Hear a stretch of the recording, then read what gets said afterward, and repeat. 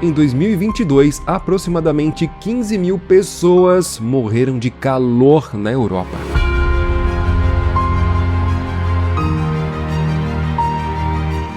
Esse número poderia ter sido 1/3 menor se simplesmente houvesse mais área verde nas cidades. Em Singapura, por exemplo, a grande extensão de território coberta de vegetação, projetada para o bem-estar dos habitantes, além de conservar a biodiversidade, vem combatendo problemas relacionados às ilhas de calor.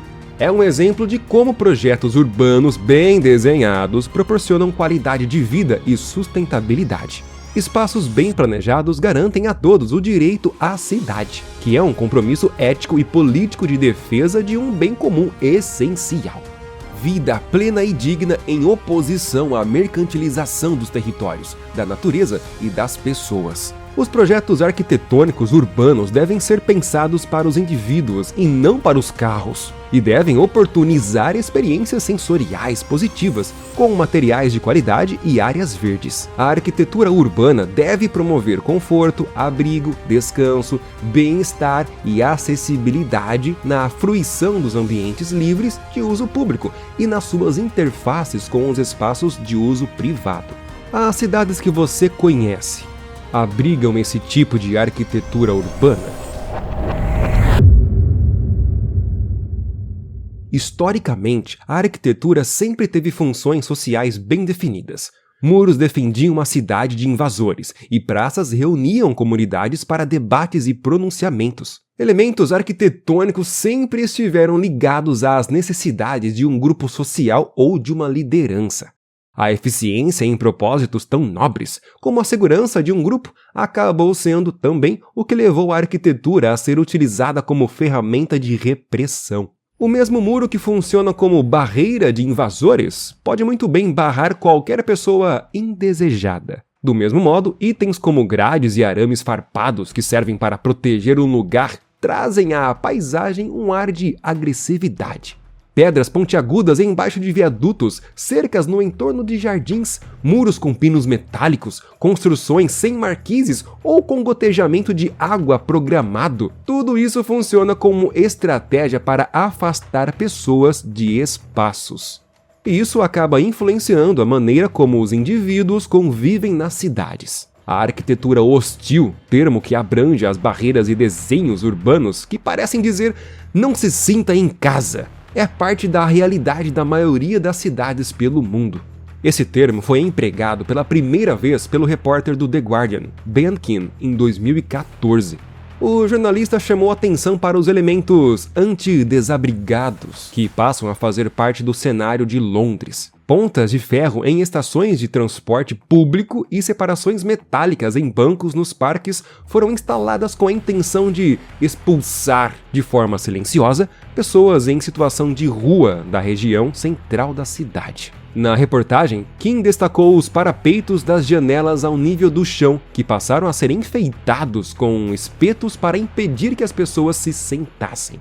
Os assentos inclinados nos pontos de ônibus e os bancos divididos com apoio para os braços, para evitar que as pessoas se deitassem neles. Cenários como esses são bem conhecidos pelos brasileiros, e muitas vezes passamos por eles e nem percebemos. Elementos da arquitetura hostil, infelizmente, já estão incorporados à paisagem urbana.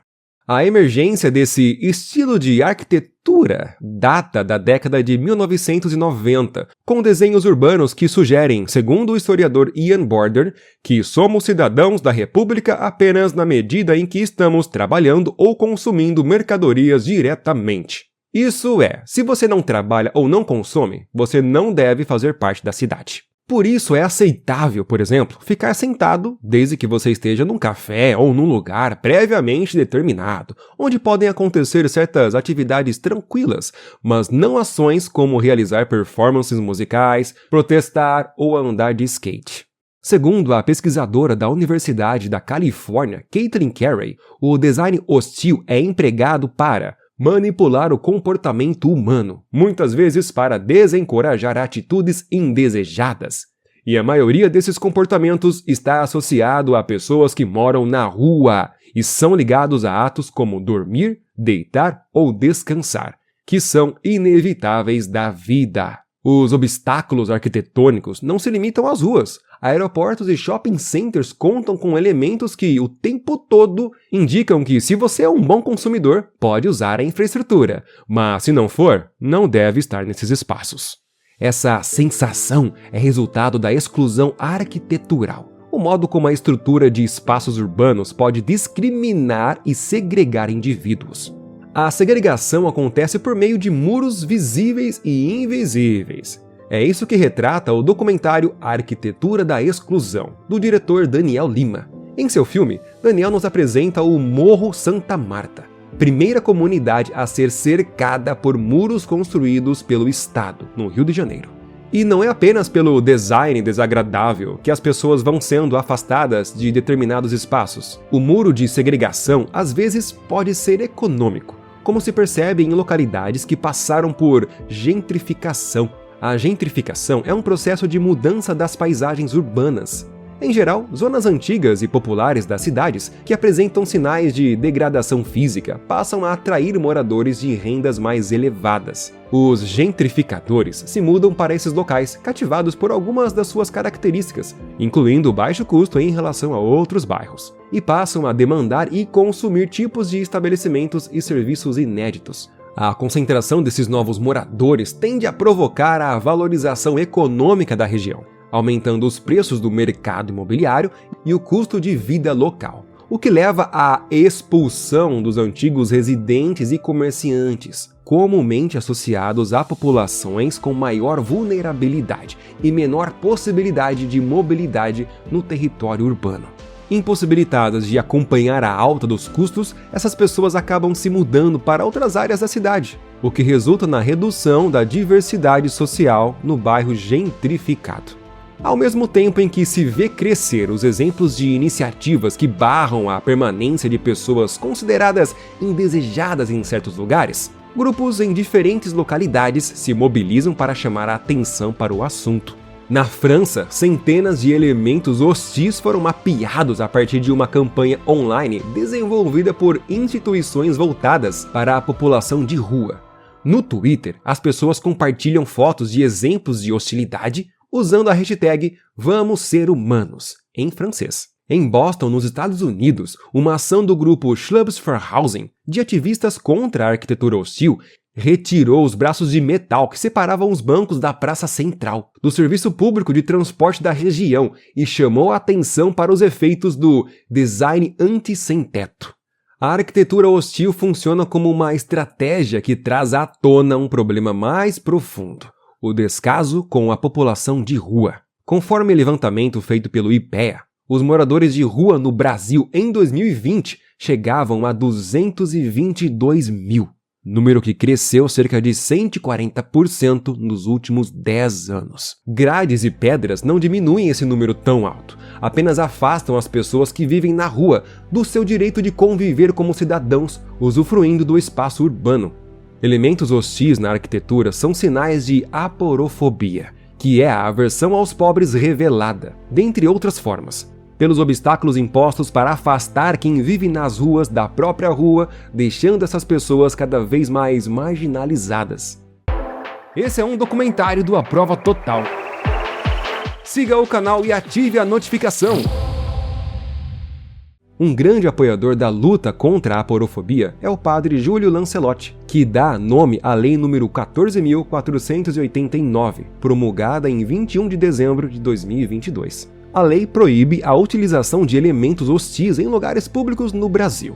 A partir dela, não é mais permitido instalar pedras, pinos, estacas, grades e outros dispositivos que servem para impedir que as pessoas se abriguem em estruturas, como pontes, viadutos e praças. Padre Júlio é coordenador da Pastoral do Povo de Rua e, desde 1986, promove trabalhos sociais voltados principalmente para a população de rua na cidade de São Paulo. Em 2021, uma postagem do Padre Júlio viralizou nas redes sociais, com fotos e vídeos dele removendo amarretadas pedras que haviam sido instaladas pela Prefeitura de São Paulo sob um viaduto na cidade, para evitar que as pessoas se abrigassem no local. Essa postagem trouxe à tona a urgência da discussão sobre a arquitetura hostil como uma grande questão das cidades atualmente. Segundo o padre Júlio Lancelotti, a lei é um marco civilizatório e de humanização. Sua intenção ao remover as pedras no caminho é tirar a resposta que a sociedade sabe dar, que é a hostilidade, para construir a resposta que deve dar, que é a hospitalidade. A instalação dos elementos hostis à vivência coletiva busca atender ao desejo por segurança e diminuir o risco de ações violentas. Mas, como defende o presidente do Instituto dos Arquitetos do Brasil, Pedro da Luz Moreira, o efeito tende a ser o oposto. À medida que a arquitetura hostil afasta pessoas, deixando áreas desertas, a sensação de insegurança urbana aumenta. A arquitetura que isola potencializa a violência. É uma solução agressiva frente a uma situação de precariedade. Uma cidade deve ser projetada para acolher pessoas, de modo que os cidadãos se acostumem com a presença do outro, com generosidade. Quando a cidade passa a não ser amistosa, perde seu sentido. Grupos passam a não ser bem-vindos e, em vez de políticas públicas para resolver problemas, surgem métodos violentos de convivência. O risco que se corre com esse tipo de medida é mudar a natureza dos ambientes públicos, de inclusivos para exclusivos, limitando a diversidade de pessoas que compõem a vida urbana. Na contramão da arquitetura hostil está a proposta defendida pelo arquiteto e urbanista dinamarquês Jan Gehl, de um planejamento urbano humanizado. Há mais de 50 anos, ele investiga os impactos negativos do modernismo nos municípios e atua para provar que é possível construir locais melhores. O escritório fundado por Gehl oferece consultoria a projetos que tenham os indivíduos como centro e que buscam oferecer espaços mais qualificados, proteger os pedestres a partir do design e da arquitetura e criar zonas atraentes, com um mobiliário urbano que permita que as pessoas conversem, e lugares bem iluminados, são princípios que integram a lista apresentada pelo arquiteto no livro Cidade para Pessoas. As ideias do profissional já foram colocadas em prática em mais de 200 cidades, como Nova York, Moscou, Copenhague, Londres, Sydney e também Palhoça, em Santa Catarina. Em espaços assim, a população exerce o seu direito à cidade, o direito coletivo de circular pelos espaços urbanos, participando da vida pública. O contrário da arquitetura hostil é a arquitetura que proporciona boa qualidade de vida. Quando uma cidade é hostil, é porque não se pensa na arquitetura, não se pensa nas pessoas. Portanto, espaços urbanos devem ser projetados para a convivência e acessibilidade, pois é nesses espaços que a população constrói e exerce o seu direito à cidadania.